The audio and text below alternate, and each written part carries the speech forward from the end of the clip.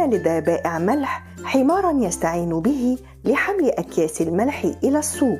وفي أحد الأيام اضطر البائع والحمار لقطع نهر صغير من أجل الوصول إلى السوق، غير أن الحمار تعثر فجأة ووقع في الماء فذاب الملح وأصبح الحمل خفيفاً. ومنذ ذلك الحين بدأ الحمار بتكرار الخدعة نفسها كل يوم. واكتشف البائع حيلة الحمار، فقرر في اليوم التالي ملء الأكياس بالقطن ووضعها على ظهر الحمار، وأوقع الحمار نفسه في الماء.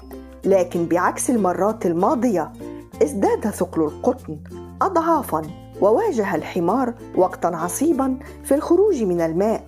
فتعلم الدرس وفرح البائع.